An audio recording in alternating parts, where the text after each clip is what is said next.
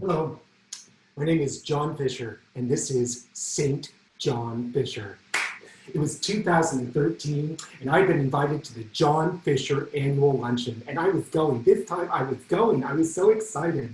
You see, these guys had called me up on the phone, and they said we are all named John Fisher. I'm so excited. I was like, wow, John Fisher's. I'm the only one I've ever heard of, you know? It's a boring name, but, I hadn't heard of a lot of other John Fishers. But these guys said, no, we're a club, and we're going to invite you to our annual John Fisher luncheon at the PU Club.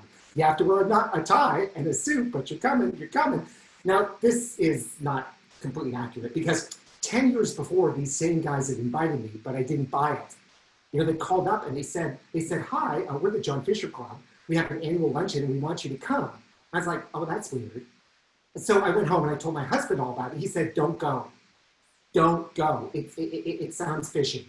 It's probably some sort of investment scam, like a Ponzi scheme, a triangular thing. You're going to lose your money. They're after your money. Don't take your wallet and don't go. And I was like, really? But it sounds so innocent. The PU Club's a reputable club. Oh, please, you can rent that place. It's just a scam. Don't go. Well, I listened to my husband. I mean, you have to listen to your husband. So I didn't go. That was 10 years before. But then they called me back. And they said, hi, it's us again. We're going to send you an email and invite you, and we'd really like you to come. We've been following you in the newspaper and all that stuff, and we'd love you to be there. So I went home to my husband again, and I showed him the email, and he saw all the names with the middle initials. And he said, oh, yeah, these guys are all right. I said, what do you mean? I mean, 10 years ago, you said they weren't. And he said, oh, no, these guys are fine. I recognize the names now. I said, really? Yeah. He said, yeah, that one owns the Gap. He owns all the Gap stores. I was like, oh. He said, and that one's a BC. He's like always in the newspaper. And that one's a BC too. He's in the newspaper too. These guys are fine. They're not after your money. These guys, they don't want your money. They don't need your money. You don't have to worry about your money. Go. You can go. Approved. Go. I was like, oh, okay.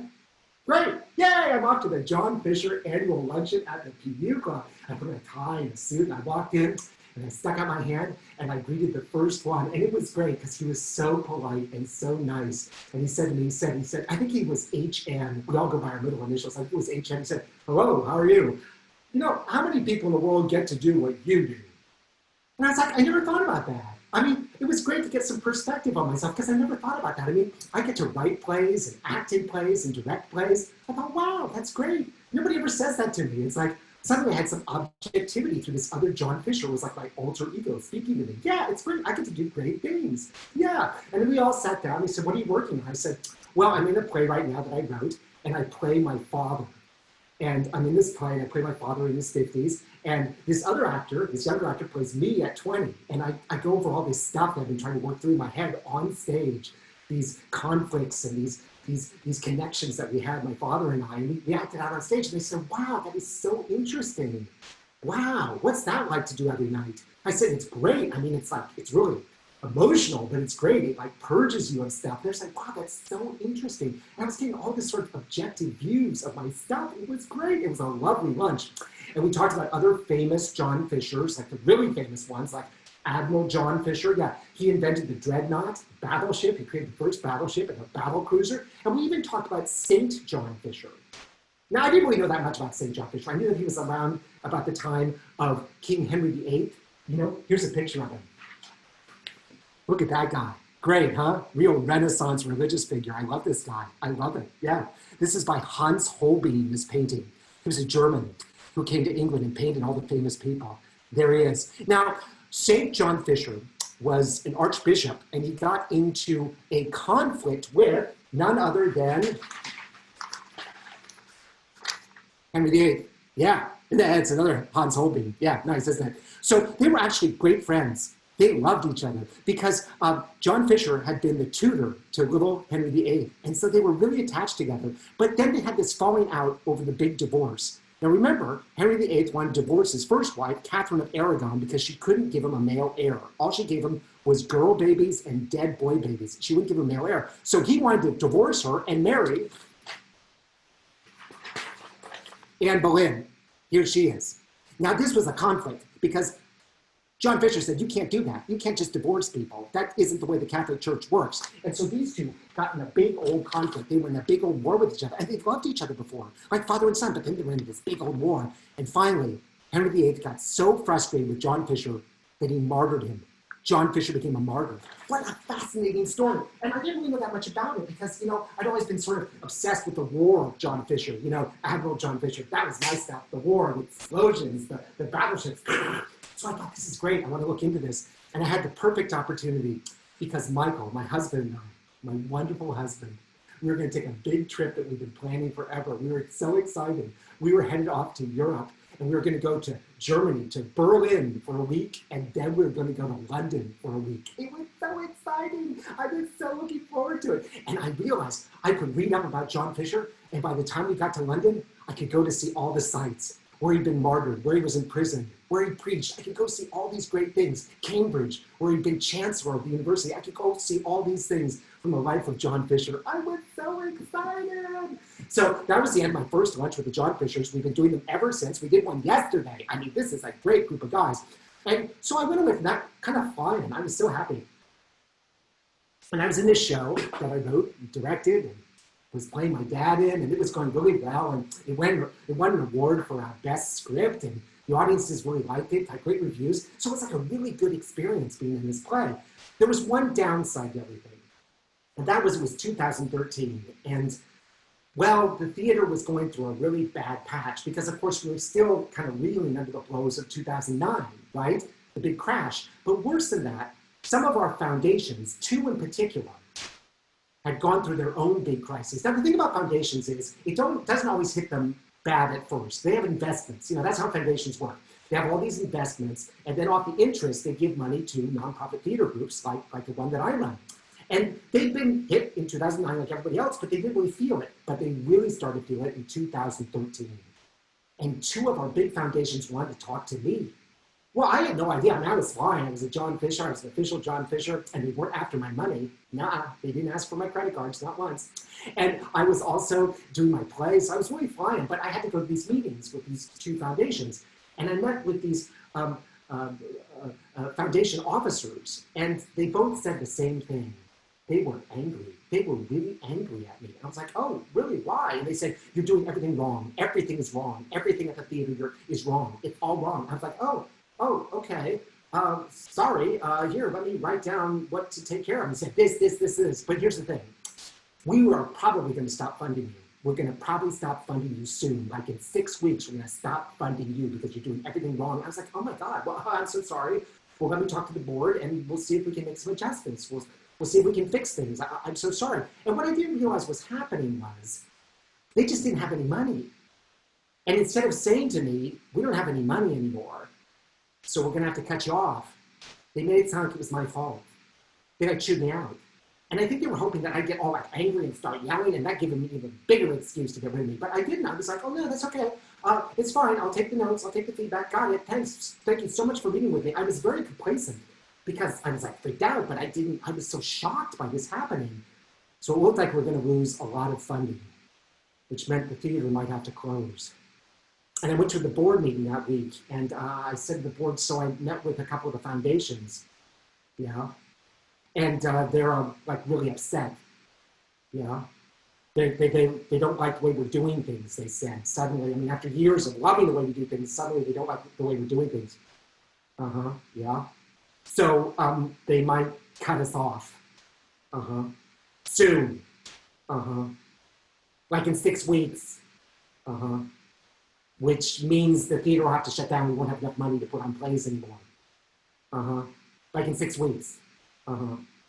So I'm kind of looking for ideas. Do you guys have any ideas about how we can, get some money or find some money? Do you have any ideas? Of course, what I was hoping for is that one of them would say, yeah, here's gobs some money. Take this. There, all problems solved. Good luck. But none of them said that. They just said, So the problem wasn't even solved. It was very tense. And finally, one of the board members said, he said, well, I have an idea. How about this? How about if like a major donor, somebody who's always loved our theater and supports our theater, what if he just like died? And it turned out that he left a whole bunch of money to us. Like he died of natural causes, like he just died. And it turned out that in his will, right now when we need it, he just leaves us a bunch of money. That's what I think needs to happen. I thought, well, first of all, that's macabre. I mean, hoping somebody dies so you get money, that's ridiculous. How evil. And additionally, It's not going to happen. It has never happened before. Nobody has left us so much money that it solved all our problems. So I thought, okay, well, I guess this is it. I said, so, I don't know. Next time we meet in a month, we might not be able to push forward. And they're like, uh-huh. I said, so what should I do? Well, we'll just have to see. That's all they said. We'll just have to see. I said, okay, well, so should I not go on a trip? Should I be here and try to figure it out? I said, no, you might as well go on your trip. It might be the last trip you ever get. I was like, oh, okay. So I'm going to go on my trip. And they said, yeah, go on your trip and we'll figure it out when you get back. So, okay. So the play ended. It had, one more week of performances, and it was great. I mean, I played my father, this younger actor played me, and I was much better as my father than my father ever was. And this young actor, he was much better as me than I ever was. So it was great. It was like a wonderful, cozy weekend. But I had this cloud over my head, this sword of Damocles dangling over me, these foundations. I didn't know what they were going to do. I was horrified, but it was time to get ready for the trip. So we packed our bags, and I just decided, well, we'll see when we get back. If anything happens, I'm sure somebody will tell me. So we headed off to Europe on a plane, on a jet plane. It was so exciting. And somehow I managed to put all this on my head. I don't know how. I don't know how. But what I love on trips is just escaping. So this would be my ultimate escape because I might never take another one. This might be my last big trip. So I sat there in my chair, and I had my phone, and I downloaded books about St. John Fisher. I was going to read up on St. John Fisher, and by the time we actually went to London, I would know all about him. I was so excited. It was one of the best flights I ever had because I was discovering my namesake, this holy man who stood up to Henry VIII. I love strong people. That's what I aspire to. I thought he might inspire me to be strong. So anyway, we got to Berlin after this long flight. And we went into the city, and Berlin is gorgeous in October. I had never been there before in October. It is simply gorgeous. There's so much rain, it is all green. It's this beautiful green city, sumptuous. And we planned to rent bikes, and Berlin's a great biking city. There's bike lanes everywhere. The Germans are really liberal. They love bicyclists. And you can rent bikes even at corner stores. You can rent them. So we rented a couple of bikes. And we even rode around that first day, riding around Berlin. It was so beautiful. I was so excited to be there. My brain just opened up. I left everything behind me. And we parked the bikes at the hotel, and we went up and got into bed. And we fell asleep immediately because we were so exhausted from all the travel. And then I woke up at 1 a.m. Yeah, right? Yeah, jet lag, terrible. I'm the worst. I get, total jet lag. So at 1 a.m., I'm just laying there in bed. Now, Michael gets jet lag, but he just lays in bed. He just pretends to sleep, or he reads a book. He's very happy, with jet lag. He's just, he's in an exotic place. He doesn't do anything. He just lives with his jet lag. But I could not stay in bed. I had to get out and see Berlin. So I said, sweetie, I'm going to get on my bike and ride out into Berlin. And he said, okay, well, be careful. So I went down and got my bike, and I was riding through Berlin in the middle of the night. It is incredible. This city is the most fascinating city in Europe because it's so evil. There's so much evil history there. It is wicked. There's Nazis and there's communists. Awful. And it's fascinating because there are all sorts of artifacts, all kinds of things left to remind you of this horrifying history. And I got to the center of Berlin. And there he was at the Brandenburg Gate. And right in front of me was this huge work of contemporary art, this gigantic memorial. It was acres wide. I've been reading about this for years. It was by Peter Eisenman, and it's called The Memorial to the Murdered Jews of Europe. And it was huge. And this was right in the center of Berlin, this huge memorial to the victims of the Holocaust. Incredible. Can you imagine the US government? Can you imagine in the middle of Washington, D.C., been building some big remembrance of slavery in this country and how awful we all were to the slaves we brought here? It would never happen. The Germans, they feel the guilt, and they built this huge memorial to the murdered Jews of Europe, murdered by them. And as you know, Berlin used to be divided by the Berlin Wall, right? So in 1989, when the wall came down, it left this huge swath of land right through the middle of Germany, right through the middle of Berlin. On one side, East Berlin, on the other, West, and now there was this big dirt swath. And on this dirt swath, they built this gigantic memorial to the murdered Jews of Europe. And this is what it looks like. It's incredible. It goes on for acres and acres. It's gigantic. Look at that. And nobody knows what these are. They're very abstract. These are they coffins? They're made of granite. Are they memorial stelae? Are they like gravestones? Nobody says. It's just this huge memorial of all these huge blocks. And here it is, these blocks. And you can walk amongst the blocks. You're supposed to walk amongst the blocks and reflect on the tragedy of the Holocaust. But when I got there, it was like 1:30 in the morning. And there were these teenagers riding their bikes up and down the blocks, in the blocks, riding all over. I thought, oh my God, I'm on a bike. This is great. I'll ride all over the memorial. So I got my bike and I was riding through the memorial with these kids. These kids were like cutting in front of me and cutting behind me. And we're all like riding all over the memorial. And it was really skinny. I could just, the edges of my handlebars kept bumping against it, my shoulders, but it was like really exciting. It was so cool to be riding my bike through this amazing memorial, this incredible piece of contemporary art. Well, later, when Michael joined me later in the morning, he said, you probably really shouldn't be riding your bicycle through this memorial to the Holocaust. I said, well, why not? These kids were doing it. I saw these kids doing it. He said, well, okay, those are teenagers in the middle of the night. Is that your role model? A teenager in the middle of the night? If he does it, you do it? I was like, well, yeah, maybe you're right. Yeah. But there's something that said that I shouldn't do it. He said, yeah, there's this big sign that says no bicycle riding in the memorial. Oh, okay. Well, I didn't mean to be disrespectful. I was just like having a good time riding through the Holocaust Memorial. But yeah, I can kind of see where you're coming from. Yeah, that makes sense. Okay. I won't do it again. That's a promise. So then we just walked through it a few times after we locked up the bikes. And when we were done, we crossed the street, and on the other side of the street was a memorial to the gay men and women who'd been persecuted by the Nazis. Right there across the street from the memorial to the murdered Jews. And this memorial is fascinating because it's not nearly as big. It's not nearly as big. It's a much smaller memorial, but it's very powerful because it's this huge block. And you look into this tiny window, it's like you're looking into a closet, right? And you see how openly gays and lesbians lived in the 1930s in Berlin. And then Hitler came along and they all had to go to concentration camps. It's horrible because you see them like having fun and partying and meeting each other. And then it all ended with Hitler. This whole lifestyle destroyed, like the Jews in the concentration camps. And then we rode our bikes to the Tiergarten, which is right there, which is like their central park. And it was so beautiful in all of the greenery. I loved it. It was magic. And we were headed to the Hamburger Bahnhof. Now, the Hamburger Bahnhof is this huge museum for contemporary art. And we love contemporary art. That's why we had to go see the Peter Eisenman, the memorial. We love contemporary art. And contemporary art in Berlin is great because they've always had this great art culture. It's absolutely incredible.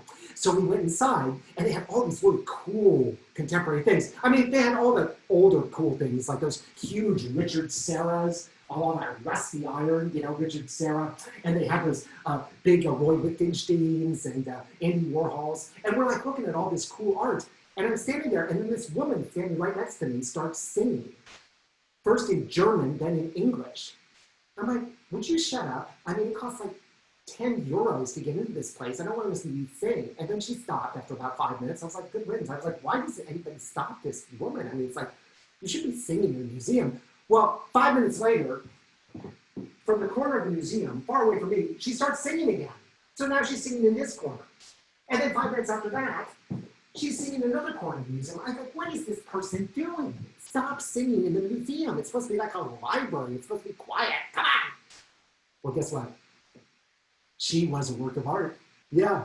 This artist had been commissioned to create a unique work of contemporary art that would comment on the museum-going experience and how reverential it is. So we hired this woman to be amongst us, dressed like a tourist, and sing every 5 minutes. And that's what she did all day long. It was amazing. And then we saw one of our favorite contemporary artists. His name's Mark Quinn. Now, we'd seen a great piece of his in London a few years before at the Saatchi Gallery. And Mark Quinn does sculptures of his own face, self-portrait busts. So this is a bust of Mark Quinn. And when you see a Mark Quinn, it's always in a little tiny freezer, like a freezer the size of a head. So this is like life size, it's like a real head. And it's in like a freezer to keep it frozen. Why? Because this sculpture, this self-portrait is made of blood. This is Mark Quinn's blood. So he drew enough blood to create a block that was frozen. Then he went into a freezer and carved a self-portrait of himself. Amazing. And you can see it through the windows of this tiny freezer. It's incredible. This is what we saw in London, and it's perfect for London because, right? Because London's where all the heads get chopped off, like, yeah, right? So you got this big bloody head. Perfect for London. But in Berlin, in the Hamburger Bahnhof, we saw another Mark Quinn, and we walked towards it. And we saw the little refrigerator with the windows, and you could see into it, and there was another bust of Mark Quinn. And this one was brown, so we knew it wasn't blood. It was, again, exactly the same. It was frozen. It was carved inside a freezer and kept in a freezer for us to enjoy. It was frozen. And what was it made of? Shit. This is Mark Quinn's shit. Yeah, he shat into like, a baby. I'm not going to demonstrate. I'm not going to show you what he did, but he shat enough to collect enough like shit to create a block. And then he went into a freezer and carved his head in shit. Amazing. And you stand there looking at it as this woman sings behind you. This is contemporary art. And perfect for Berlin, right? Because Berlin was full of shitheads at one time, like Hitler. Yeah, this is perfect for Berlin. We love this museum. It was absolutely the best. So after an incredibly adventurous day, looking at art and seeing memorials, we went back to the hotel, got into bed, and passed out. And of course, once again, I was awake at 1 a.m. So I decided, you know what, I'm going to read. I'm just going to catch up on John Fisher. I've got a lot to read about St. John Fisher. So I lay in bed and I read with Michael right beside me on our big vacation. Now, John Fisher was amazing because he came from a very humble background. He was poor when he grew up. And his father was like, a seamster. He made clothing. They had no money. But John Fisher was brilliant. And at 14, he was admitted to Cambridge. And soon became a teacher at Cambridge and eventually, with the patronage of Margaret of Beaufort, the Queen of England, wife of Henry VII, he became the Chancellor of Cambridge. And she endowed Cambridge and made it better. And he introduced Greek and Hebrew to the teaching at Cambridge. He was a wonderful scholar and a wonderful biblical analysis. He analyzed the Bible, and he was profoundly informed on the Bible and all things classical. And eventually, the Pope in Rome made him the Bishop of Rochester. So he was still the Chancellor of Cambridge, and he was also the Bishop of Rochester. And King Henry VII and Margaret of Beaufort, his king wife, loved him so much that they made him tutor to the young Henry VIII. And when Henry VII died and Margaret of Beaufort died, the tutor, John Fisher, met with the young Henry VIII, and by then they loved each other and were devoted to each other. And the young Henry VIII, the new King of England, said to John Fisher, "John, would you give the funeral panegyric for my father and my mother, for the king and the queen? It would be an honor, Your Majesty. Thank you. Thank you for asking me." Of course. "And Your Majesty, now as your king, we must address the abuses of the church. As a cleric myself, I disapprove greatly of the richness lauded upon cardinals and bishops, priests, all people in the church. They steal from the poor to line their coffers. And we must change this. I trust you will help me." Oh, yes, of course. I want to reform the church. And I also want to make a declaration against the Protestants on the continent. I want to make a declaration against Martin Luther. I don't like what he's done to the Catholic Church. I don't like what he's broken off. I want to say, no, this is wrong. We can make the Catholic Church strong again. I want to draft an attack on Martin Luther. All right? An attack on Martin Luther. Of course, Your Majesty. I will draft one. We will call it Assertio Septem Sacramentorum, the assertion of the second sacraments against Martin Luther. Thank you, John. You're my favorite. You're like my father.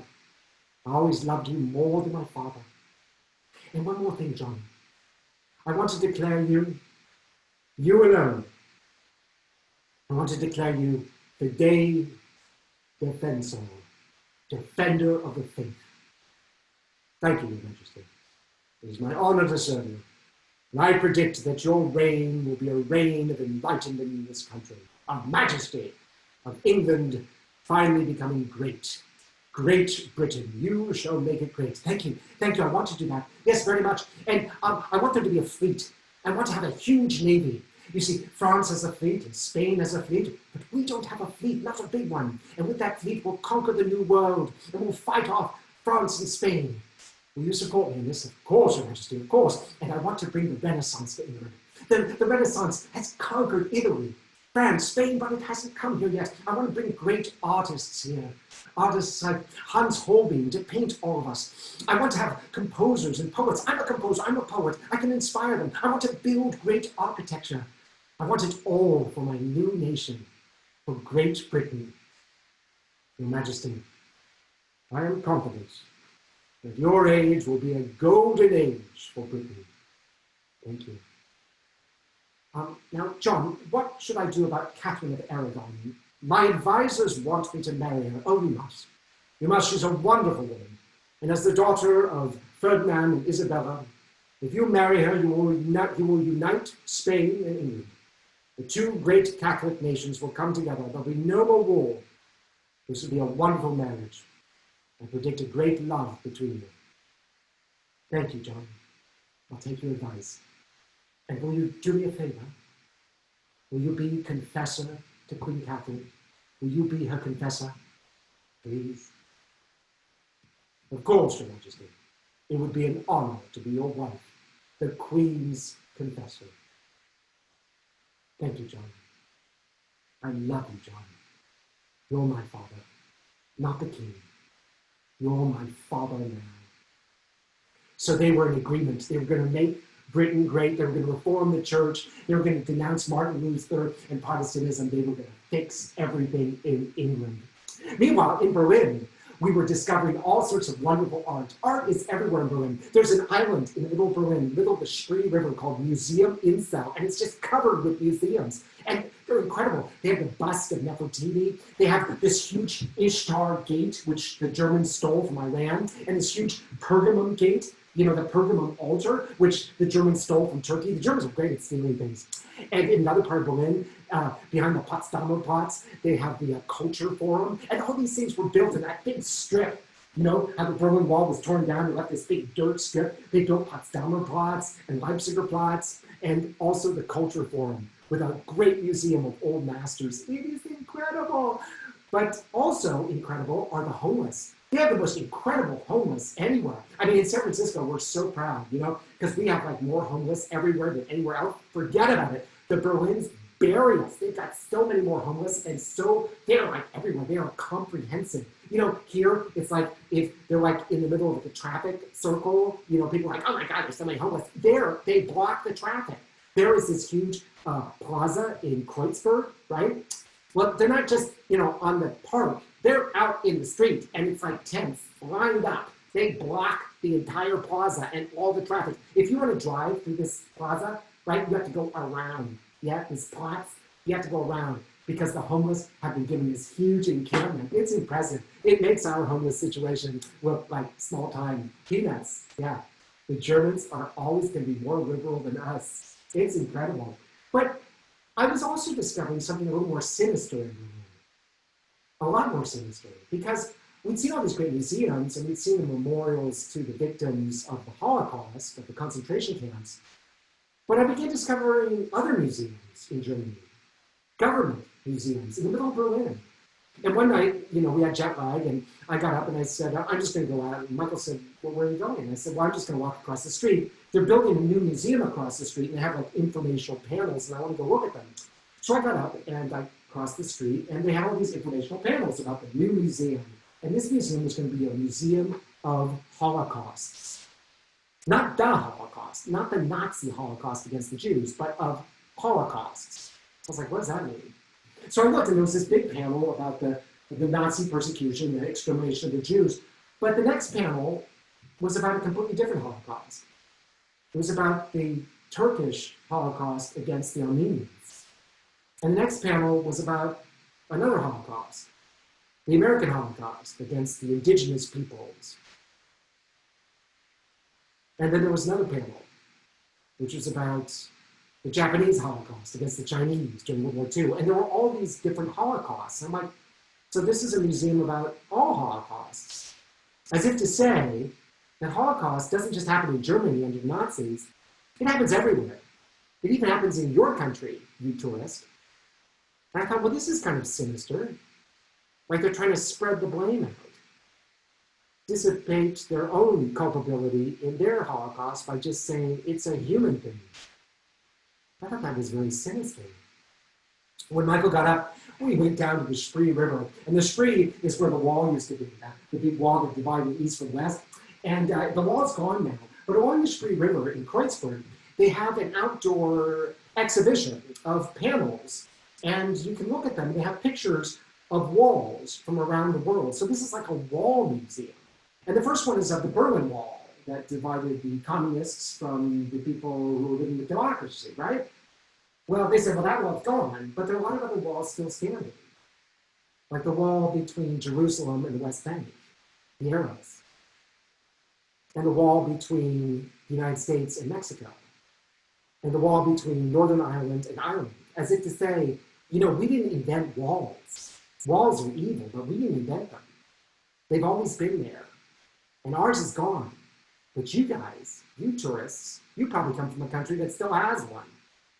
And again, it felt like they were kind of dissipating the guilt, like trying to spread it out, these Germans. Make us all feel like we're part of this wall culture. And I thought this was kind of like a passing off of blame, like we're all guilty of this. Interesting. A very interesting perspective, I thought. Very interesting. I mean, informative, yes, correct, but in the middle of Berlin, it seemed a little strange, right? Well, Catherine of Aragon came to Britain, and she married Henry VIII, and they were very happy at first. But after a few years, it became apparent that she wasn't going to produce a male heir.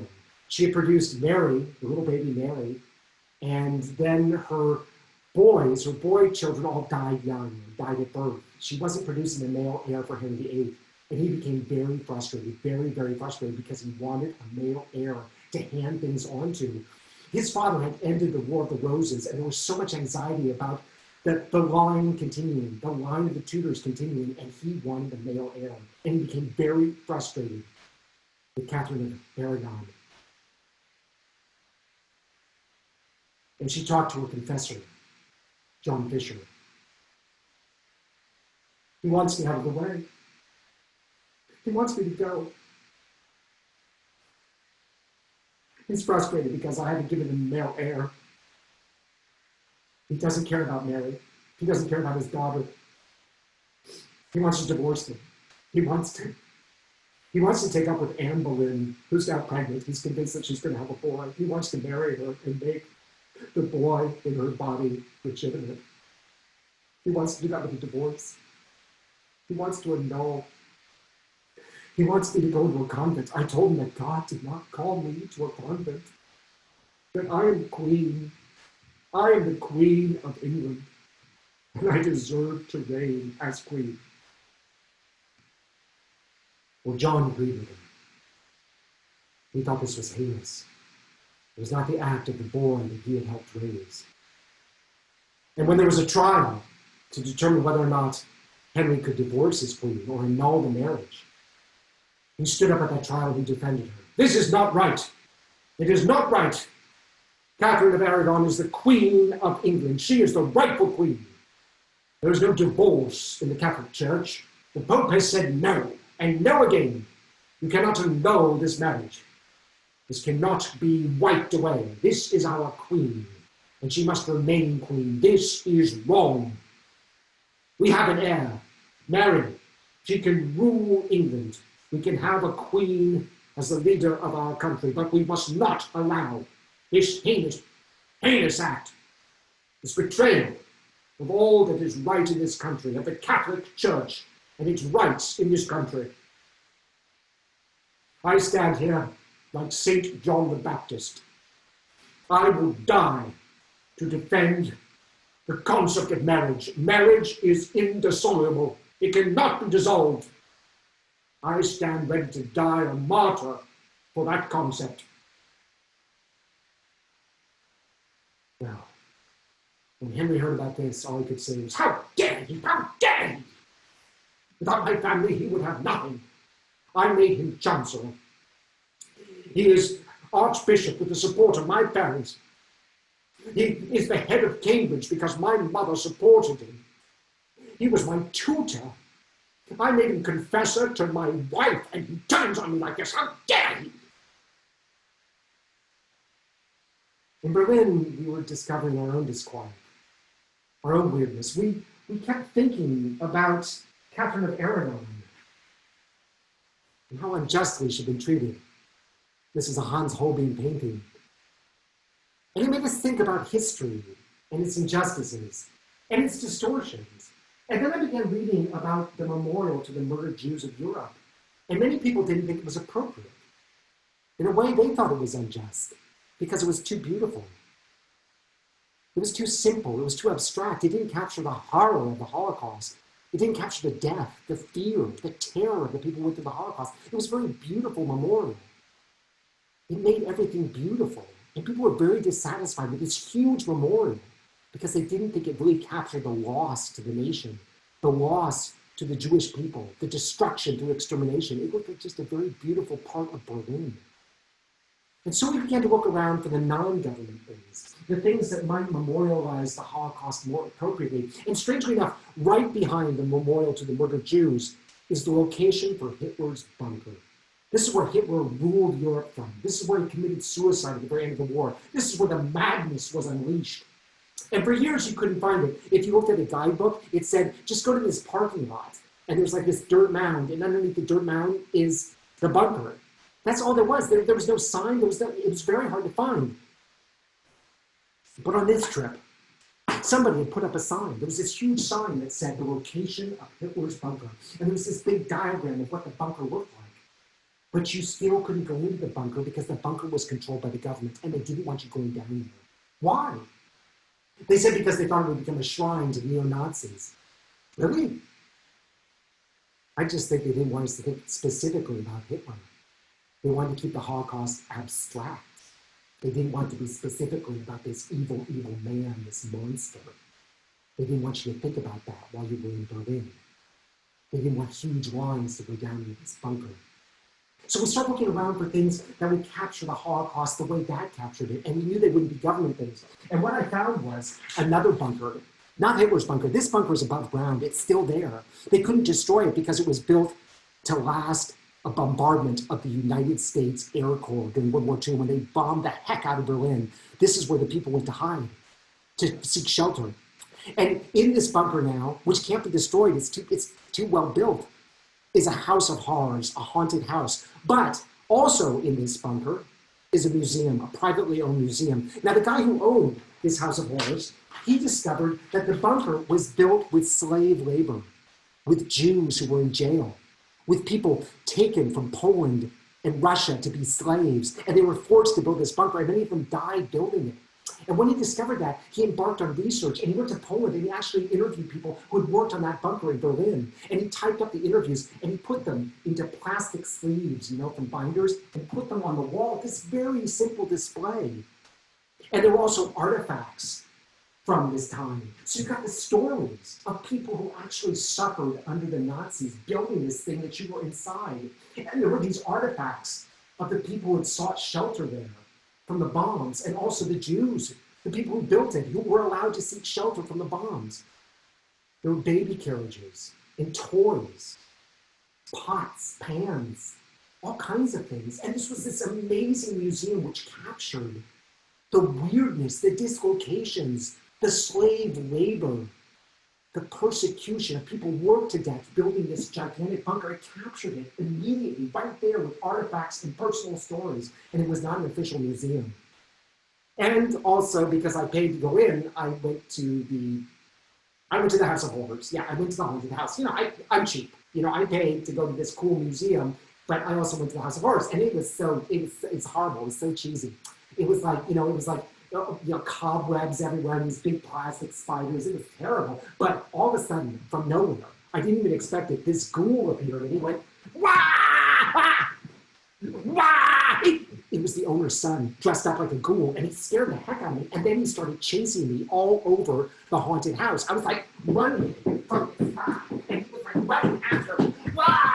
And I was like terrified. I was like running around in this guy's school. And it was, for half an hour, this school chased me all over this haunted house. It was such a failure as a haunted house. I was the only person there, and he chased me. I was like terrified. It was horrifying.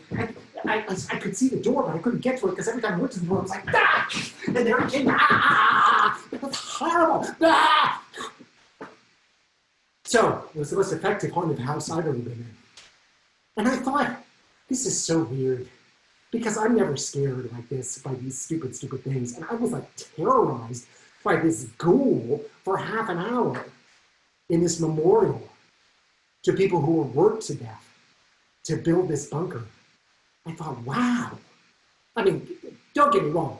I'm not pretending that I went through the horror of anything like World War II, not at all. But it was weird to have those feelings in this museum, which was not governmental. It was very rough, but it was ready, and it was effective. Michael and I also discovered all over Berlin these blocks in the pavement. Now, these are called Stoppelsteins, right? They're these blocks that you see all over the place. If you look closely at them, you see names and dates, and then you see where these people went, the concentration camps they went. These are the names of Jews that lived near these blocks, right? They lived in one of these houses, and somebody, a relative, produces documentation, and this guy, who's a private foundation, he's funded by private funders, goes around and puts these blocks in the floor, and you see them all over the place, in the ground. It's amazing. And you get a real sense of the absence, the destruction of the Jewish population, because these point to exactly where they lived and how they were killed and when and where they were killed. It's amazing, these Stoppelsteins. Another case of non-governmental being much more effective because it underscores the absence of these people, the destruction of them, but they're not absent, they're still there, reminding us of what happened to them. And finally, on that huge strip where the wall had been, the death strip, you know, where the Russians used to shoot people to try to climb over the wall, on that huge strip, there were many, many properties. And they all got sold for development, like I told you. The memorial to the murdered Jews, Potsdamer Platz. Well, one plot of land over near the old air ministry of Hermann Goering, this plot of land that was right near the air ministry, was owned by this developer forever, and he didn't develop the land. Well, finally, in the 90s, he decided to develop the land. There had been a building on top of the plot that had been destroyed by American bombers. So he dug down to build a foundation, and what he discovered was a basement of the building that had been on top. And what that basement was the cells and the torture chambers of Gestapo headquarters in Berlin. That was the building up above, Gestapo headquarters. And when he dug down underneath, he discovered the basement intact. And he turned it into an open-air museum. And he called it the topography of terror, the geography of terror. And this is it. There it is. So here's the air ministry. That's at ground level. And this is subterranean. And you go here and you read the stories of people who were questioned here, tortured here, killed here in Gestapo headquarters. And it's real. It's like going to Hitler's bunker. And it was only supposed to last a year. It was just like, it was funded for 1 year, and then he was going to develop the property. He wanted to build a building. But they raised enough money to keep it going. And it became a permanent private museum in Berlin. The topography of terror, much more effective than some of these other things, because it actually captures the moment, the place, the locus of terror. Amazing. So somehow or other, in Berlin, we discovered the true story, or closer to the true story, about the absence, the destruction of the Holocaust. And it was interesting because we had to look beyond the huge memorial, the huge pretty memorials, to these other things, the Stoppelsteins, the topography of terror, the bunker with a horror house in it, and the wonderful little private museum down below. And we reflected on the insidiousness of history, how it can be manipulated, how it can be beautified or dispersed. Like, we didn't have the only Holocaust, we didn't have the only wall, there are walls everywhere, there are Holocausts everywhere, and how history can be manipulated. Something else happened while we were there. We've been there before, and the Germans were always wonderful, but this time, a lot of shortchanging. Yeah, there was a lot of shortchanging while we were there. Like, we would give people money, and they would give us our change. This is how they give us our change. In 2 parts. In other words, we would get half our change, then we'd go like, huh? And they'd give us the rest. They were, of course, hoping that we would get half our change and we'd be like, oh, bye, and they'd like keep the rest. It was weird. This kept happening over and over again. People were trying to rip us off. And when we checked out of our hotel, we got charged for meals we never ate. It was strange. Something had changed in Berlin. At one point, it seemed incredibly liberal and open, and now something was creeping back in. A manipulation of history, a distortion of history, a representation of history, with always this other thing pushing against it, like, no, this is the real history. Interesting. A tension in Berlin over what history is and how it will be portrayed. Well, Henry VIII decided it was time to meet with John Fisher because he was so irritated with him. John Fisher had actually gone into the House of Lords, into Parliament, and made a speech against Henry VIII, his old pupil. His encroachments against the church are outrageous. Every day, more encroachments against the Catholic Church. If the king is allowed to continue with these encroachments, the church will be destroyed in England. We'll have no more Catholic Church. We'll be broken off. And I think that is the way he is headed. The destruction of our church.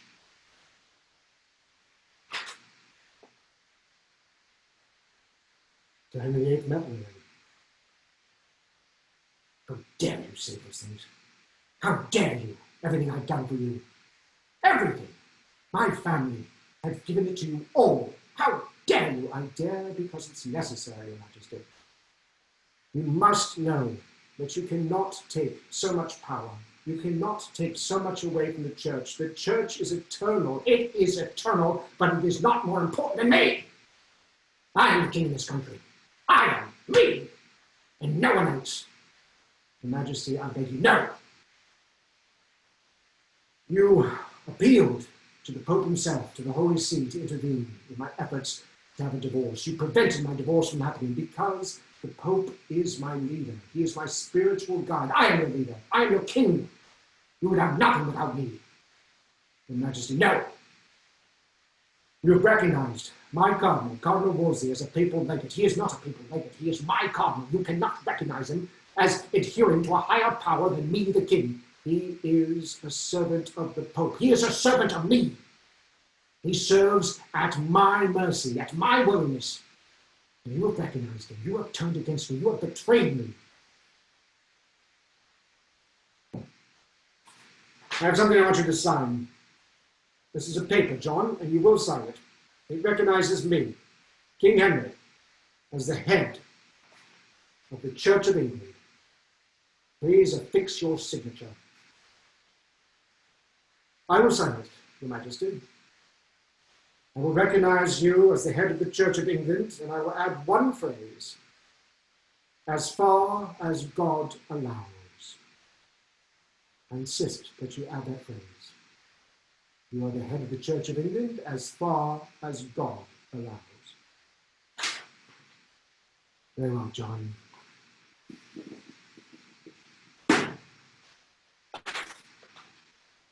You have signed it. They had apparently reached some sort of agreement, but we'll see how long it lasts. So we were headed to London. We were finally headed to London. So we went to the airport in Berlin and we flew to London on this cheapo flight. It was so cheap. It cost almost nothing. It was like a bus. I mean, there were almost no belts. There was no food. It was packed, but it was great. It was so cheap. And when we got to London, we got onto the tube and raced into London. Now, the tube from the airport into London is hysterical because the final destination of this tube line is a place called Cock Foster's. That's actually the name of it, Cock Foster's. So the whole time you're on this tube, this woman keeps announcing, this train for Cock Foster's. This train for Cock Foster's. That's so kinky. Like this train was like for Cock Foster's. Like we were the Cock Fosters. I was like, it's so kinky. How fun. And she says in that plumbing, in that delicious English accent, this train for Cock Foster's all the way to London. For years, they've never changed that. I think it's hysterical. So we got to London, and London was so different from how I remembered it. It was transformed. It was incredible. It was reborn. You see, the first time I went to London, it was still Dickens. It was like all like dirty. It was like being an Oliver Twist. It was insane. It was filthy. And there were all these like grubby, miserable people eating miserable food. It was like horrible, and the traffic was everywhere, and it was disgusting. But now it's like gorgeous. It's like the most gorgeous city anywhere. And they rebuilt the South Bank. They fixed up the Strand. Everything. It's gorgeous. And it's because all these like big oligarchs, these Russian billionaires, they love to live in London, to have a second home there. And then all these like Middle Eastern oil barons, they love it because, you know, there's the theater and there's nightclubs. They love it, but it's made it so expensive. It's incredible. So we got a really cheap hotel on the South Bank. And we got our bikes, and we were all set. We're going to ride everywhere in London now. We're going to ride all over London. And I was going to rediscover the Renaissance. I was going to rediscover all my favorite Renaissance things in London. And of course, I was building up to the big Renaissance thing, Sir John Fisher, Saint John Fisher, the Bishop John Fisher. I was building up to him. That's what I was most excited about, discovering John Fisher. Now, here's the thing you have to remember about London. It's got more surveillance than any other city in the world. There are cameras everywhere. So, okay, my advice to tourists is don't pick your nose, right? Don't scratch your butt. Don't do any of that weird stuff you do at home, because it will be on tape and used against you in court of law at some point. They tape everything. So anyway, we're in London, and it's so exciting. I'm going to head to all my favorite Renaissance things. My favorite, of course, was the Royal Shakespeare Company at the Barbican Center. I've been there so many times. I loved it. That's where I saw Kenneth Branagh live on stage as Hamlet, long before he made that movie. And I saw Les Miserables, and I saw Judi Dench in a play at the Royal Shakespeare Company. How fun was that? But it wasn't there. It was gone. Yeah.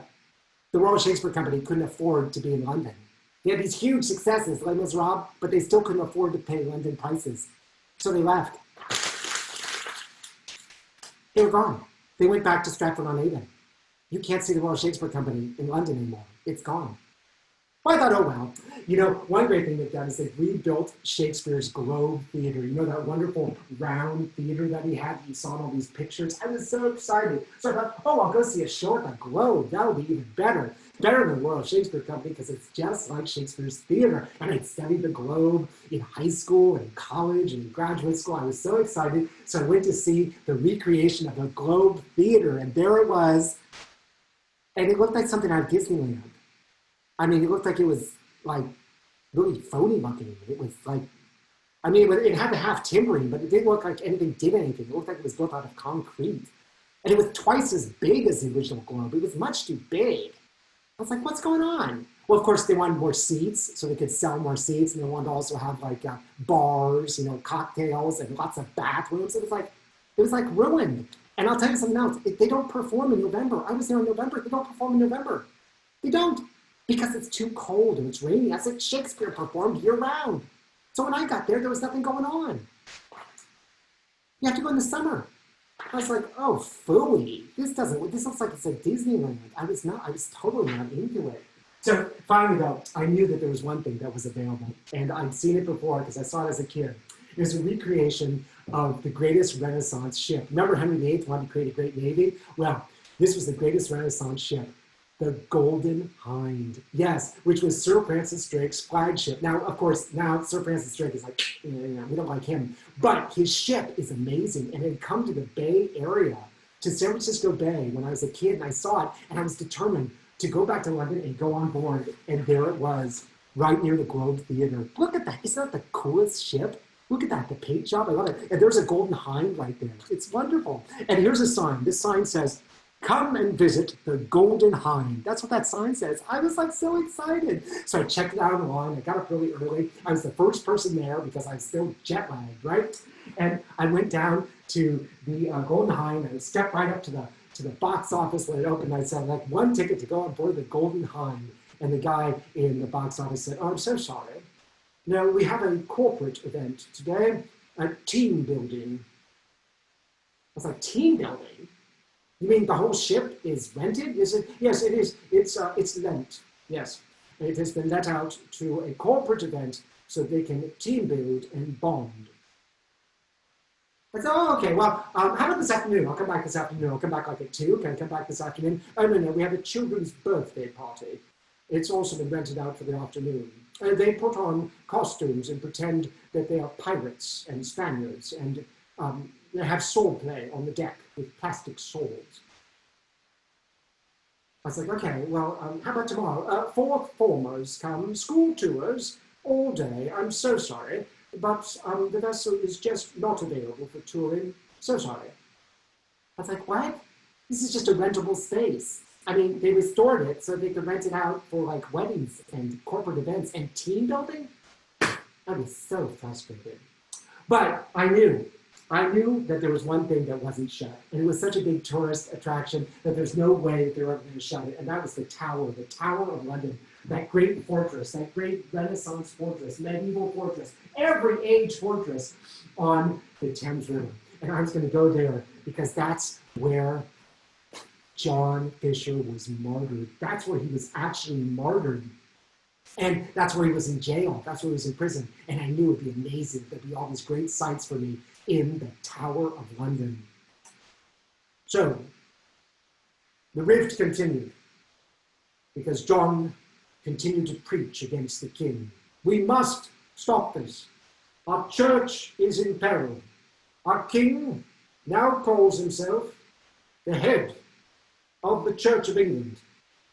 We must fight this. We must resist this. This is the end of our glorious Catholic Church in England. Henry VIII was getting very frustrated with him, so he had him arrested. He had him arrested specifically because John Fisher supported Elizabeth Barton. Now, Elizabeth Barton was this young lady who was the Maid of Kent, and she had visions. She became possessed, and she had visions.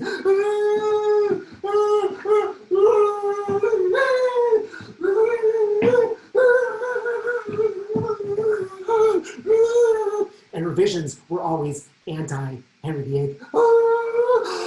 If he divorces the Queen, he will go to hell.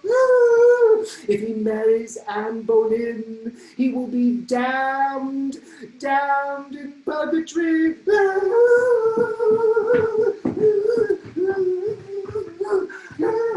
I can see it. I see a vision. He will be damned.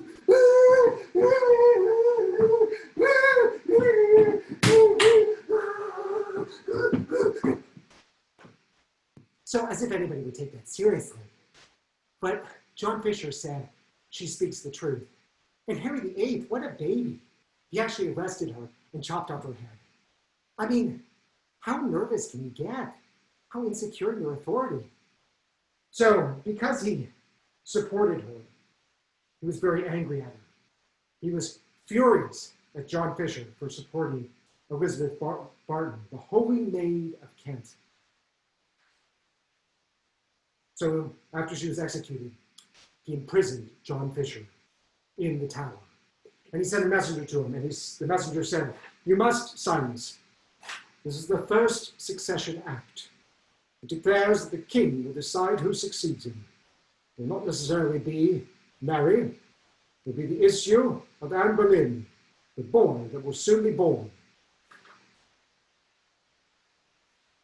No, I can't sign this. It denies the marriage. And it flies in the face of the dictates of the Pope in Rome. So a question comes up, why am I so obsessed with John Fisher? I mean, other than we share a name, right? Why am I so obsessed with this guy? Why was there something that made me so driven to find out about him? And there was something in my past that I felt like was motivating me, and I'd kind of forgotten about it. And it got back to my life in high school. You see, when I got to high school, I was weak. I was just this little kid. I was ignored. Nobody even noticed me. I had no strength. I had no confidence until I discovered acting. And once I was on stage, I was full of confidence because I could play anybody. I discovered I could play heroes. I could play lovers. I could play generals and presidents. I played Theodore Roosevelt. I played gangsters. I loved being on stage because it gave me power. Acting made me feel strong. And I played all these wonderful roles in high school. It was one of my best actor journeys ever. And I also, and I'd forgotten this, played Henry VIII twice. Once in that great play, A Man for All Seasons, which is all about Thomas More, right? Thomas More, his chancellor, and how he cut off Thomas More's head. Yeah, this guy, the family guy. Yeah, he cut off his head because he wouldn't approve of the divorce. So I played Henry VIII, not play, and I was also Henry VIII in Anne of the Thousand Days. Anne of the Thousand Days, which is all about Henry VIII's romance and eventual destruction of Anne Boleyn, right? And, so he was in love with Anne Boleyn, and he got her pregnant before he was married. Then he got divorced from Catherine, and he married Anne Boleyn, and Anne Boleyn produced a baby who became Elizabeth. And then she produced another baby, and it was stillborn, it was dead, so he, cut off her head. So it's all about that. It's a wonderful play. And I was Henry VIII in this massive play all about Renaissance England. It was so exciting. And I was so powerful. I felt so grand, so king-like on stage. And my Anne Boleyn for that production of Anne of the Thousand Days was Jessica Barzaghi. Jessica Barzaghi, the most beautiful girl at my high school. God, she was incredible. She was so beautiful. She was amazing. She was a knockout. She was the most beautiful girl at my high school, and I was the biggest virgin. Yeah, and we were matched, and I was supposed to be the powerful one, right? It was like, oh my God. But on stage, it was fine, because once I was on stage, I was no longer intimidated by her beauty and her popularity and all the boyfriends she'd had. I was no longer, because I was powerful. I was a king, and once I was in character, it didn't matter. She was my Anne, and I could romance her. And I said these incredibly provocative lines to her, like, I want to fill you, Anne.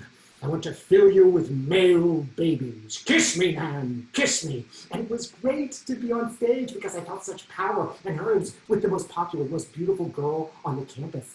And I was dominant. It was great. Now, here's the problem, though. There was a small problem. Because she really wouldn't turn it on. We'd have these arguments on stage or these love scenes, or, I'd get really angry at her and she'd cry. And Jessica was beautiful. She was so beautiful, but she wouldn't turn up the acting dial, right? So one time in rehearsal, I said, Jessica, this isn't arguments. We're having a big argument. You should yell at me. If I yell at you, you should yell at me. And another time I said, Jessica, I just said these incredibly nasty things to you. You should be crying. And she said, well, John, here's what you have to understand. When I yell or I cry, I look less pretty. I actually look kind of ugly. So I don't like to do those things. I was like, Jessica, you are so beautiful that if you yell, you're going to only lose about 20% of your beauty, which is still going to make you gorgeous. And if you cry, you're only going to lose 30% of your beauty. And you're still going to be incredible, amazing, stunning. Jessica, don't worry about it. Just go for it. The audience is going to love it. They love to watch arguments because everybody's parents argue all the time. They love romance because everybody's, you got to go for it. And sure enough, she turned it on and she yelled at me. And I swear to God, she looked more beautiful. I thought she looked more beautiful when she was screaming at me or when she was crying. I thought she looked gorgeous, There was one problem, though, and that was the kissing scenes. You see, I wasn't ready for the kissing scenes because, here's the thing. Jessica had a lot of kissing experience. I knew that. She had this boyfriend who was stunning. He was so handsome. And she, I just knew that Jessica had a lot of kissing experience. I had none. I never kissed anybody on the lips. Not my mommy, not my daddy. I had this little cat, Beasley. I kissed Beasley on the lips. I did. It's, it wasn't like that. I didn't have this thing with Beasley. There was nothing between us. Beasley was just my little kitty. But one day I was and then Beasley was didn't really, Beasley was so I never did it again. Don't. Okay, that's between us. But nothing happened. There was no weird stuff. I just, kissed Beasley on the lips because I loved Beasley. But there was nothing, I didn't feel that way about Beasley. Anyway, I had never kissed anything on the lips. And Jessica, she had kissed all over the place. And she'd been kissed all over the place. Jessica was a kissing, she had experience. So we had this big scene and it all built up to a kiss. And I took her in my arms and I said, Anne, I want to fill you with babies, with male babies. Kiss me, Nan. And I didn't do anything. And Jessica said, oh, you should kiss me here. That's what the script says, you should kiss me. I said, yeah, Jessica, I just want to make sure it was okay with you that I kissed you. I just wanted to check in. This is such nonsense. I did not, please. I was acting all sensitive. I was just horrified. I was just buying time. I was you know, I was just like, you know, so I was just like, I just want to make sure it was like okay with you, that, so you know, that you were okay with the kissing. She said, oh yeah, go ahead, kiss me. It's like you said, we have to fulfill the play, you know, we have to go for it. We can't worry about it, you know. Go ahead and kiss me. So I said my line again. I want to fill you, Anne. I want to fill you with male babies. Kiss me, Anne. And I leaned forward, and I bent towards her, and I put my lips on hers. And I remember, like from some movie, I remember that like Robert Redford did like a little chewing thing from some old movie. So I did some chewing, you know, that little chewing stuff you do in a kiss. And I remember that like Paul Newman had closed his eyes in some other movie, so I like closed my eyes and chewed. You know.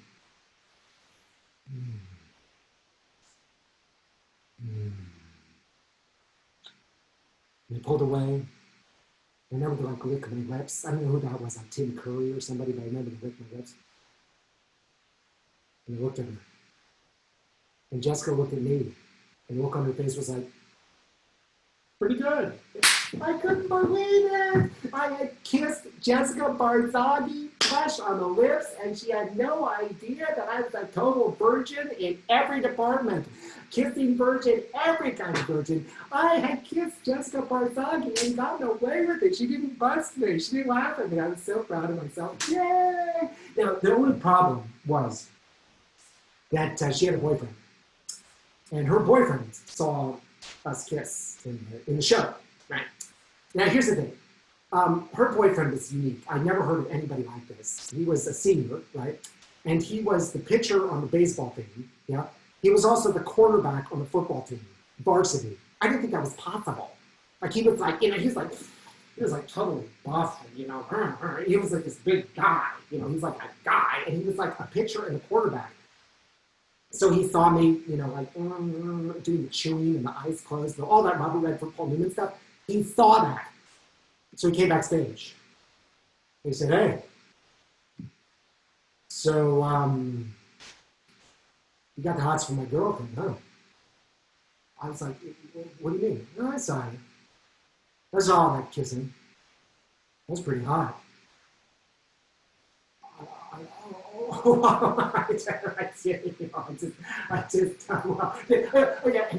was like horrified. I thought, this is it. And Jessica was like, I couldn't find her. She wouldn't like come to rescue me. I was like horrified. I was like, and then finally I figured it out. I said, no, that was acting. That was acting. That's what I told him. That was acting. I was just acting. Yeah. It's like when I was yelling at Jessica, I wasn't really angry at Jessica. I was just being Henry VIII and she's Anne Boleyn. I was yelling at her. And when I made her cry, that was all acting. The kiss means nothing to me. No, please. I'm glad you like my acting.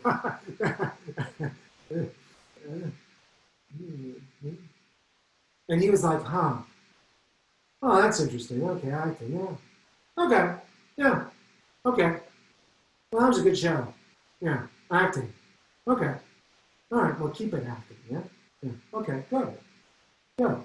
You know, what I didn't tell him was, you know, Jessica was great, loved her, she was brilliant, but, you know, she really wasn't my type. And I don't mean like she was a brunette and I like blondes. She was like not my gender type. But I was not going to use that defense. Not in the 70s. Not that. I was going to bring that up in the 70s. Not in the suburb. Yeah. So I just, you know, it was like acting. Yeah.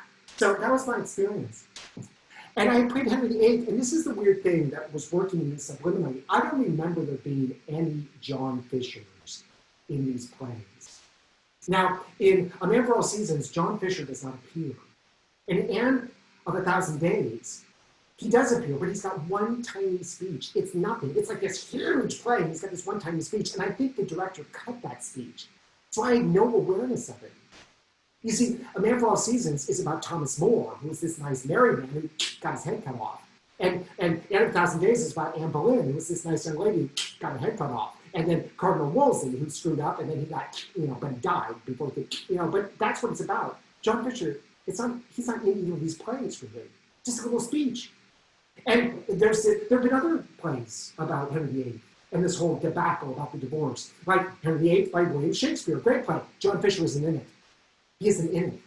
There's also that series Wolf Hall, all those books, and they made it into a TV series. They made it into a 6-hour Broadway production. It came from London. I went and saw it 2 nights to see this whole play. It's like this play. John Fisher doesn't appear. He makes no appearance whatsoever. This is the guy who was Henry VIII's tutor. He knew Henry VIII longer than anybody. He doesn't even appear in this thing because it's all about Cromwell. So John Fisher has been erased from all these stories. He's absent. And that's why I never heard about him. And yet he's like one of the most wonderful people from this history, because he honestly believed in his heart that something bad was happening. And he had nothing else in his life. He wasn't married. He wasn't a cardinal. He wasn't rich. He just had his beliefs. But for some reason, no playwright has thought that was worthy. That was my quandary. That's why I was so obsessed. I felt like he was like me in high school at first, ignored, not acknowledged, but somehow wonderful. Well, Henry VIII at this point was furious. Furious. So he went to John and he said, "You must sign this. This is the oath of supremacy. Declares that I am supreme in the Church of England. Your Majesty, I cannot sign that. You must sign this. This is the oath of succession. This oath says that I decide who succeeds me. It's not decided by the Pope or anybody else. It's decided by me. Your Majesty, I support you in that decision. Anybody you feel should reign after you, I support you, but I cannot sign that. I cannot put my name to that document. What is the point, the worth of supporting me if you can't sign it, if you can't put it in writing, Your Majesty? I cannot. I will not. Then you'll be arrested. You'll be tried, and you will be condemned. John, don't you love me? Have you stopped loving me? No, Your Majesty. I haven't. I love you still, and it's for just that reason, my love, that I try to protect you from these scandalous acts, these acts that will destroy England and destroy you. The Pope wanted to help John Fisher. He wanted to protect him. So he said to Henry VIII, he sent a messenger, he said, "I'm going to make John Fisher a cardinal." He thought that would protect John Fisher. And Henry VIII responded, "Don't send a red hat from Rome, because there won't be a head to put it on. Or better yet, I'll send you John Fisher's head, and you can put the hat on it in Rome. Make a cardinal of a head, Pope."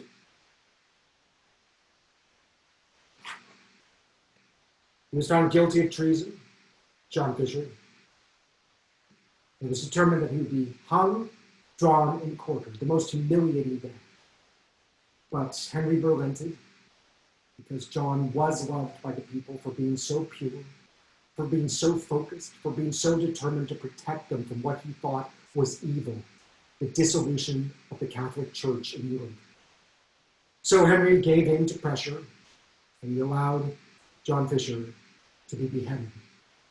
On the morning of his execution, John Fisher stepped before the block, and he addressed the people who had come to see him lose his head. And this is what he said: "And this is eternal life, that they know you, the only true God, and Jesus Christ, whom you have sent.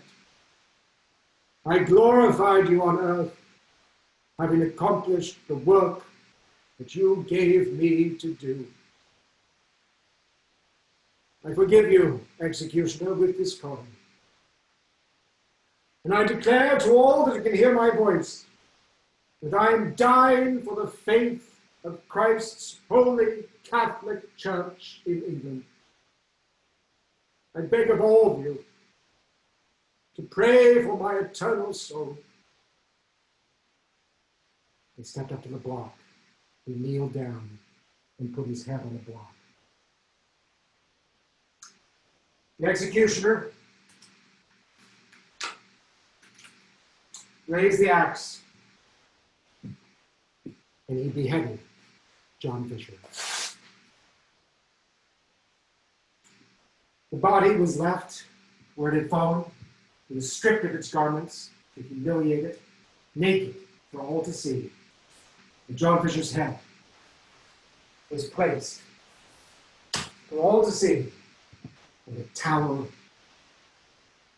in the London Bridge as a warning to anybody who dared defy the king. It sat there on a stake for 2 weeks. That was the custom, to remind people what would happen to you if you defied the king, off of your head. But the people were outraged. Here was a spiritual man, a man who believed, who wasn't motivated by money or family or friends, just belief, and they were outraged that the king had done this. So after 2 weeks, Henry ordered the head to be removed. And in its place, he hung the head of Thomas More, and he flung the head of John Fisher into the Thames.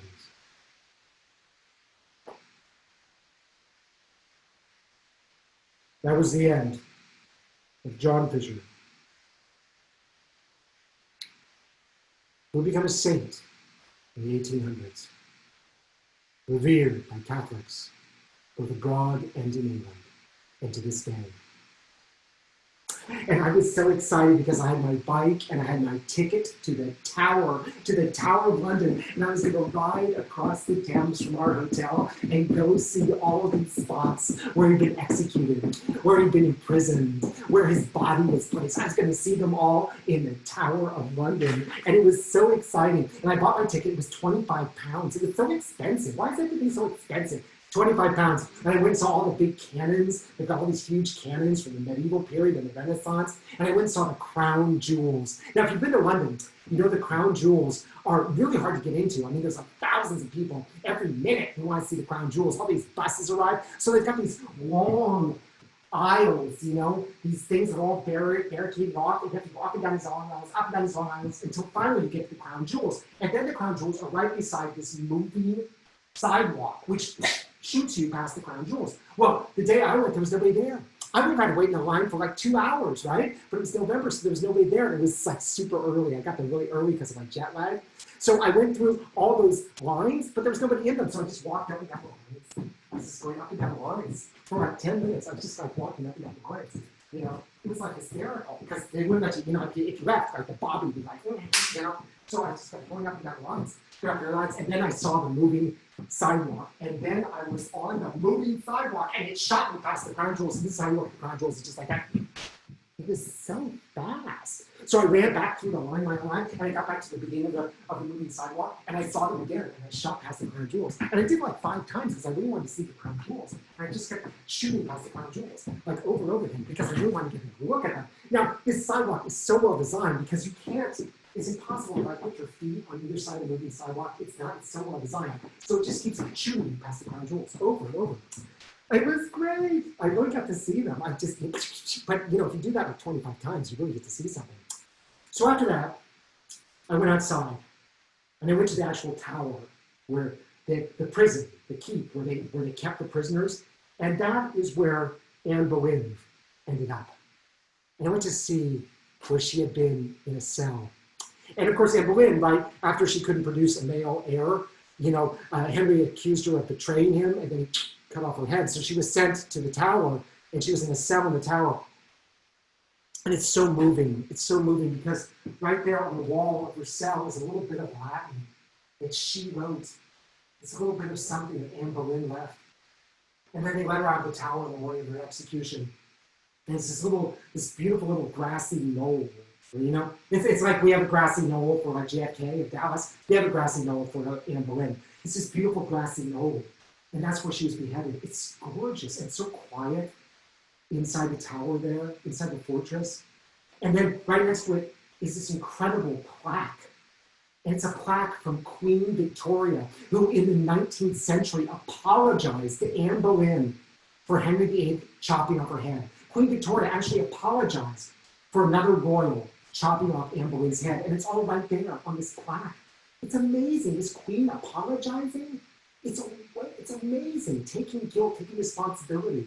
And then there's this huge disc, this contemporary art disc, this celebration. It's like a platform made of this beautiful glass as a tribute to Anne Boleyn with this thing written around it, this tribute. And people lay flowers on it, roses. It's gorgeous and so peaceful, the birds chirping. But I'm standing there looking at all this. I'm like, okay, great, wonderful. Where is the tribute to John Fisher? I mean, this love it. But where's the tribute to John Fisher? So I walked over to the garden. I said, where is John Fisher buried? Where's that? He said, oh, it's right over there in that Catholic chapel. You go over there, that little Catholic church. It's in there. And I said, oh, okay, thank you. He said, oh, excuse me, sir, but that is an additional ticket. You have to take a special tour. A special tour? I paid £25 to get into this place. I can't see the one thing I came here to see. Fully on that. So I started waiting until this tour went in, and then I got at the end line of the tour, right? And I just like walked in the same way, like I paid, right? And we got inside, and the tour guide talked about everything in this chapel, everything, but he didn't say a word about John Fisher. So then, as the tour's leaving, I went up to him, like an annoyed patron, although I hadn't paid anything. It's like, anyway, so I went up to him, and I said, excuse me, but where is John Fisher buried? He said, oh, he's right up there, way up there. Do you see it? Right at the top there. Can you see it? It's way up there. I said, is that a plaque up there? I can't read it. He says, oh, yes, there's a plaque up there. You can't quite see it, but it is up there. Yes, that's John Fisher. I was like, what? I mean, Anne Boleyn got this, and then he gets like you can barely see it. So, okay, fine, I saw it. So I went outside, I went to the garden, I said, is there any kind of memorial to John Fisher? And the guard said, oh, yes, there is. I said, well, where is it? Well, it's on the Tower Hill. I said, oh, it's here. It's right here. He said, no, it's on the Tower Hill. But it's not inside the tower. It's not inside the Tower of London, but it's on the Tower Hill. I said, well, where's that? He said, well, you have to leave the tower, cross the road, and there's a park on the other side of the road. And in that park is the memorial to John Fisher, to Saint John Fisher. I'm like, oh, okay, well, thank you. So I walked over to the ticket booth and I said, I'll be right back. I'm just going to go and see the John Fisher. Oh, no, excuse me, sir. There's no in and out privileges. You can't leave and come back. Once you leave, you can't come back. I said, oh, brother. Okay, thank you. Okay, I won't leave yet. So I went back in and I went and saw all the artillery and all the explosives and all that stuff. And then I went back through the line the second time, that long line because I wanted to see the crown jewels again because now I was leaving. I didn't want this out. And I'm too cheap. I said, yeah, I got shot behind on the moving sidewalk. And I did it one more time because I just wanted to be sure that I saw the crown jewels. And then I got shot behind the moving sidewalk. So, okay, fine. Okay, I got my £25 worth. So now I left the Tower of London. Can't go back in. No in and out privileges. I walked up to the road, which I had to cross. Well, it's not a road. It's like an 8-lane highway. It's like the main thoroughfare through London. It's like how am I going to cross this? So I waited like 5 minutes, and then I ran across the road. And so I've always been killed. It's incredibly noisy, all these cars. So I finally get to this little park, and I walk up these steps, and I turn right, and there's all these cobblestones, right? But they're not very well maintained. There's like all this grass going through the cobblestones. And I'm looking around for a plaque. It takes me like 5 minutes to find the plaque. The plaque to John Fisher, because it's buried under all these untrimmed hedges. Like they're all like growing over it. You can just barely see it. So I pushed back the hedge, and there it is, the memorial to John Fisher. I found it, buried under a hedge. I'm like, what? It's like Anne Boleyn got an apology from the Queen of England. She got this apology. She got this beautiful little grassy knoll with this contemporary art thing, and this apology, and there's like her graffiti in her cell. And what does John Fisher get? He gets this thing way up on a wall, and then this other thing that you can't even see because they don't maintain the park. And I'll tell you something else about this park. It is not a peaceful place because it is surrounded by this highway. It's like, so you're standing there looking at it, and this is what you're hearing. It's like all these cars. And behind it's like birds chirping. And it's not just him. It's like Thomas More. He has statues and all sorts of things named after him. So it's just like the praise. He's ignored. Nothing.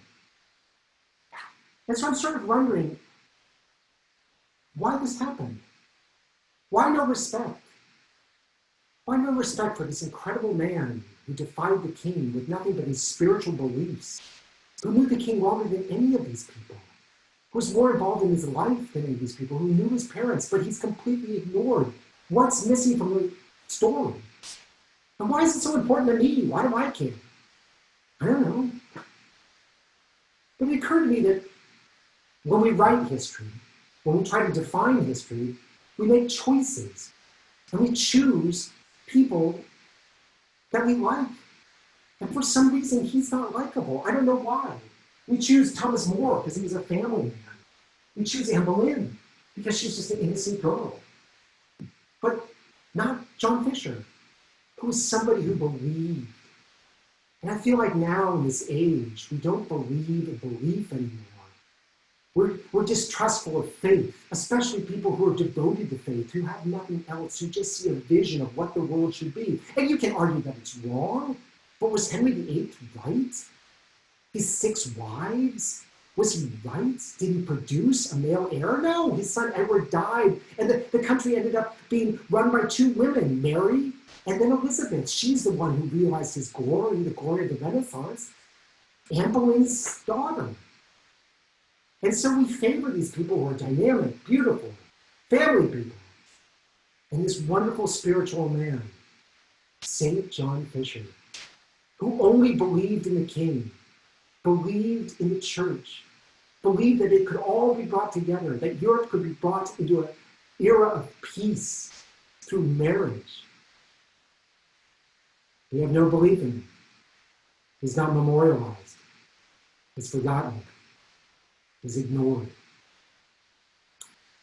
Well, that's not the end of the story, because it's true. Henry VIII did bring the Renaissance to England, and of course his daughter Elizabeth, with Shakespeare and everything else, solidified it. And he did bring a great painter to England. He brought Hans Holbein. This is Hans Holbein.